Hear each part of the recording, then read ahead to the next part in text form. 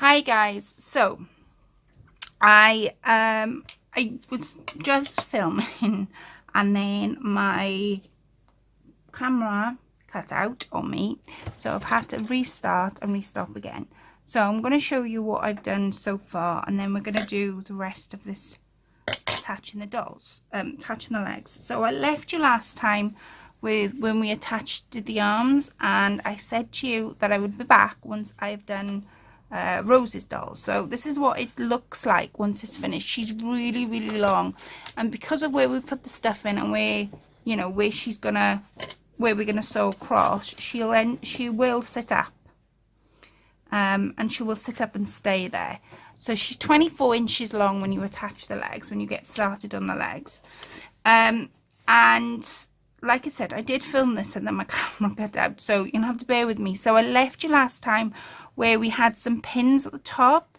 So all you need to do is, now I've run this on my machine, but I hadn't gone back. So all I've done is just run it from this point to this point and just run it straight across. I didn't go back and keep my stitches in there because you're not going to see them anyway. It's just so that it's something there at the moment to keep that in place while we're attaching the legs to the doll. So there is a knack to attaching the legs to the doll. When you first put the legs on, you'll find that you might have a gap that's like that. See the gap?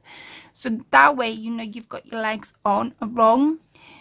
Try and position them so the legs meet here. They're supposed to meet here. It doesn't necessarily matter about the rest, but they are supposed to meet a little bit here.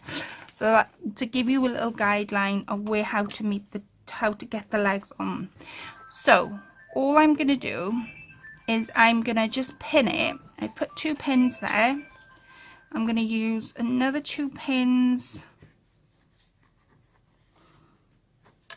like so. Now my 2 pins out. Let me make 2 pins. Oh gosh, bear with me guys, bear with me. 2 pins, and then I'm gonna hand sew from one end to the other.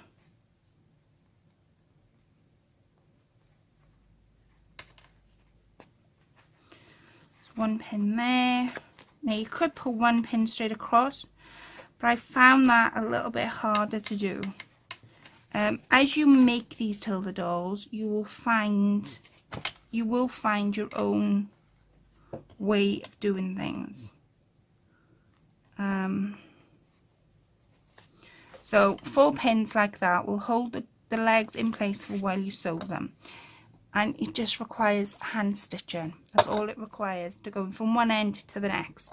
So I'm going to go off and do that, and I shall be back, and we're going to do another step then to the doll. The doll then will actually be complete, but what I'm going to do is I am going to start putting her bodice on. So we're going to dress her up and make her look pretty.